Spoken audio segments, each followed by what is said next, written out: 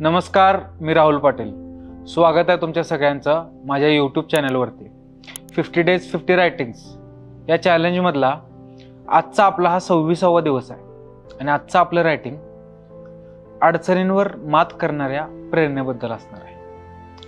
2018-19 साली खेळत असताना माझ्या डाव्या पायाला दुखापत झाली आणि माझं लिगामेंट टेअर झालं. त्यामुळे 2018ला मला एक ऑपरेशन करायला लागलं. त्यातून बरा होतोय न होतोय तोपर्यंत 2021मध्ये परत एकदा खेळत असताना माझ्या उजव्या पायाला दुखापत झाली आणि उजव्या पायात सुद्धा ACL टेअर झालं. दोन्ही पायांचे ऑपरेशन झाले.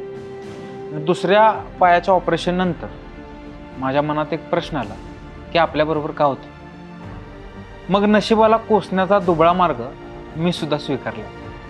पण या सगळ्यामध्ये एक चरित्र माझ्या वाचनात आलं. त्या माणसाचं नाव होतं लुई ब्रेल. झालं असं होतं की लुई ब्रेल 3-4 वर्षाचा असेल आणि वर्कशॉपमध्ये खेळायला गेला आणि त्याच्या डोळ्याला दुखापत झाली. पहिल्यांदा एका डोळ्याची दृष्टी गेली आणि कालांतरानं दोन्ही डोळ्यांच्या त्याची दृष्टी गेली. विचार करा, डोळं उघडला तरी काळोख, डोळे बंद केले तरी काळोख, हसला तरी काळोख, रडला तरी काळोख, काहीही केलं तरी समोर काळोखच. काळोखामध्ये माणसाला स्वतःची दिशा सापडत नाही. पण लुई ब्रेल नावाच्या माणसानं जगामध्ये असणाऱ्या सगळ्या अंधांसाठी दिशा दाखवायचं काम केलं. लुई ब्रेलनं आपल्याला स्पर्श ज्ञान जास्त आहे यावरून एक अंदाज बांधला की अंध लोकांना स्पर्शाचं ज्ञान तीव्र असतं.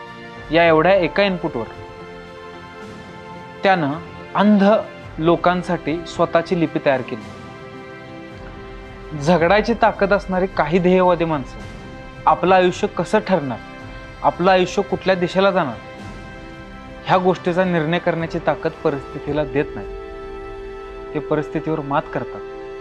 आता लुई ब्रेलचं हे चरित्र वाचल्यानंतर माझं गुडघ्याचं दुखणं थांबलं असं मी म्हणत नाही, पण ते सहन करण्याची प्रेरणा नक्कीच मला मिळाली.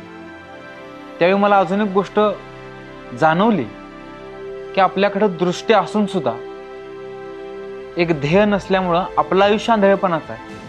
आणि लुई ब्रेल सारख्या माणसांना दृष्टी नसून सुद्धा एका निश्चित ध्येयामुळं अखंड समाजाला दिशा दाखवण्याची दृष्टी ही त्यांच्यामध्ये नक्कीच आहे. या सगळ्यामध्येच संघर्षाच्या बाबतीत संघर्षाला कसं सामोरं जावं, संकटांना कसं सामोरं जावं या बाबतीत स्वतःला प्रेरणा देण्यासाठी मी एक वाक्य लिहिलं होतं.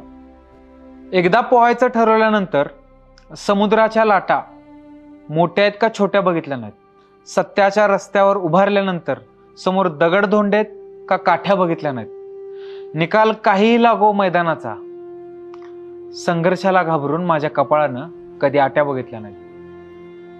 धन्यवाद.